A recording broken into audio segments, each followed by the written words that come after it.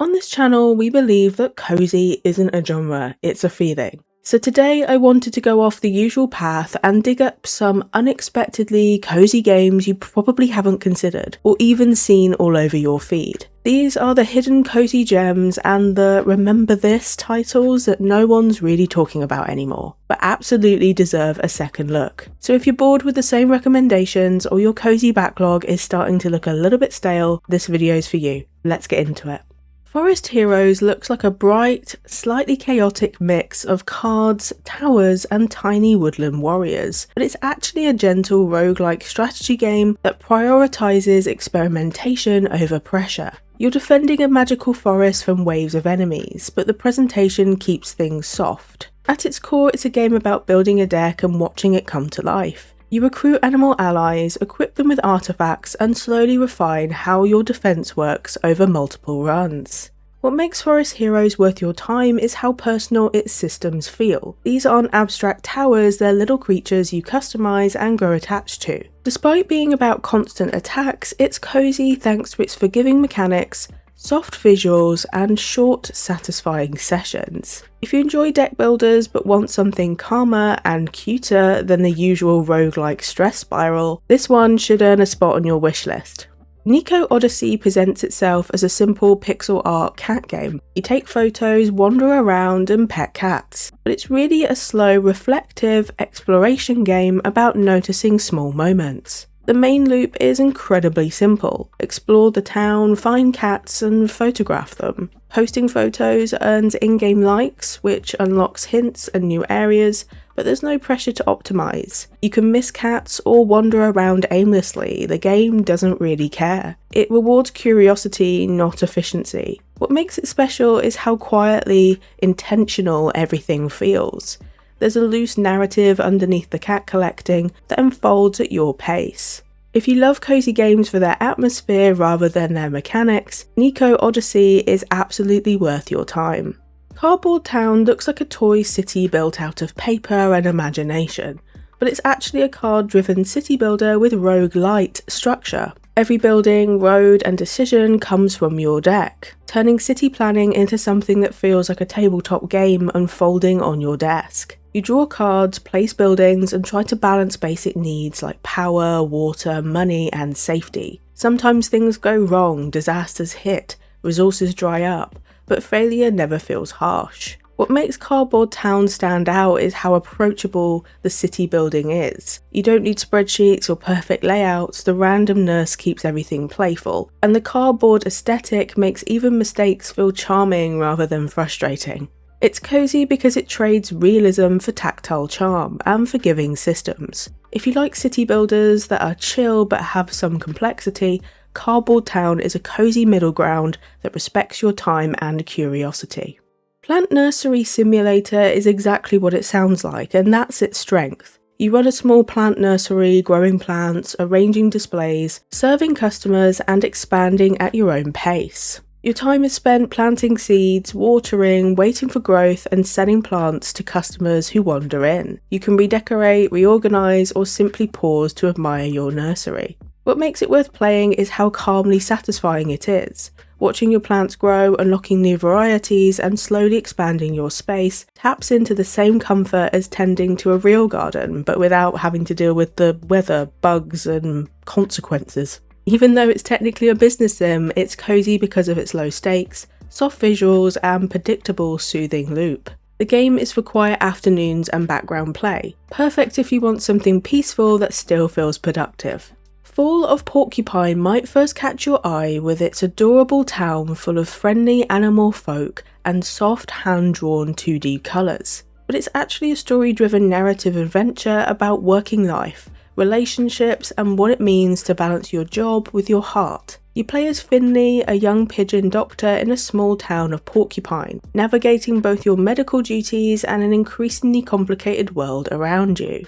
At its core, it's about exploration, conversations, and daily life routines. You'll walk through Porcupine's scenic streets, head straight to the hospital for your shifts, interact with townsfolk, and help patients through simple, low-stress mini-games that involve checking symptoms, administering treatments, and assisting with basic care. Fall of Porcupine stands out by weaving emotional depth and character-driven stories into everyday rhythm. Its structure encourages quiet reflection and connection, making it ideal for players who enjoy slow, meaningful narratives. Ballionaire is full of shiny balls bouncing off bumpers, coins raining down, and bright pixel art pegs scattered across a board. It's actually a strategic wealth crafting sandbox built on physics, chaos, and theory crafting joy. It's one of those games that looks simple at first glance, but hides layers of satisfying depth once you start tinkering with boards. The way it works is that you drop balls onto a board, watch them ricochet off pegs, and build money-making combos. Each run gives you choices of new triggers and bumpers to add to your board, shaping how future balls behave and how much cash they generate. What makes Ballionaire stand out is how it reshapes a classic strategy-rich roguelike with surprising tactical depth.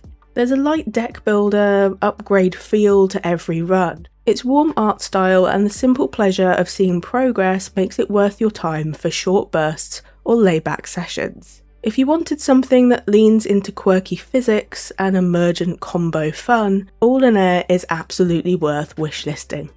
Settlements Rising might just look like another medieval city builder with stone cottages and tiny animated villagers bustling about, but it's actually a deep living colony simulator with emergent stories and satisfying systematic depth. At its heart, Settlements Rising is a medieval colony management and city building game, where you start to guide a tiny settlement into a thriving community. You'll assign villagers to professions, manage resources like food, warmth and tools, and watch as your people eat, rest, work and age, in a simulated life cycle that feels alive and engaging. What sets Settlements Rising apart is how richly simulated the world feels. You can trade with neighbouring settlements, launch exploration missions for rewards, and even prepare defences for occasional raids. If you like city builders but you want something that feels more like curating a living village, Settlements Rising is absolutely worth your time. Pantheion might look like a simple deck builder with cards featuring gods, followers and mythic icons, but underneath it's actually a clever, strategic, card-based experience where mythologies collide and every choice feels meaningful. At its core, Pantheion is a single-player deck-building strategy game, where you construct decks composed of deities, followers, artifacts and blessings, pulled from Greek, Norse and Japanese mythologies. Build your deck, tackle encounters across various sites, and adjust your strategy with each new card or synergy you unlock. What makes Pantheion worth your time is how it combines mythology with genuine tactical depth. The encounters aren't just random luck, they reward thoughtful deck construction and creative combos, making every session feel like uncovering new divine potential. If you wanted something that leans more into mythic flavour and tactical deck exploration without heavy pressure, Pantheion might just be worth a try. TerraScape might at first seem like a serene kingdom builder stitched together from hex tiles. You place medieval buildings on rolling landscapes, watch tiny woodland scenes blossom and listen to the gentle music. But it's actually a city building puzzle game where strategic placement and spatial logic rewards your patience and creativity. You start with a small floating land and a handful of building cards, then draw and place structures like cottages and farms. Each placement earns you points, based on nearby terrain and neighbouring buildings. Points let you draw more cards and expand your kingdom, and certain combinations even merge into larger structures. What makes TerraScape stand out is how it blends city building with relaxed puzzle strategy. You define the tempo, build at your own pace, and you can leave the world open while you take breaks. If you love games like Dwarf Romantic or simple city builders with slow, rewarding progress, TerraScape is absolutely one to give a try. Becoming Saint looks like a quirky medieval RTS game with tiny units and bright, cartoonish tactical maps. But it's actually a roguelike real-time strategy game about preaching, politics and crafting your own path to sainthood across 14th century Italy. In Becoming Saint, you choose your doctrine, gather followers and venture out to convert towns to your creed, using a mix of tactical choices and strategic decisions to expand your influence. Each run is about picking your guiding principles, recruiting units with unique traits, and deciding how to approach missions. What makes Becoming Saint intriguing is how it blends tactical battles with narrative choices and consequences. Though it's not traditionally cozy, there's a systems-first kind of comfort in planning and watching your strategies play out. If you enjoy titles that mix tactics with narrative choice, then Becoming Saint is absolutely one to add to your wishlist. And that's all 10 hidden cozy gems that I think deserve way more love on Steam. But I want to know which one stood out the most for you. Which games are you adding to your wishlist right now? And did I remind you of any older cozy games you haven't thought about in ages? Let me know in the comments down below.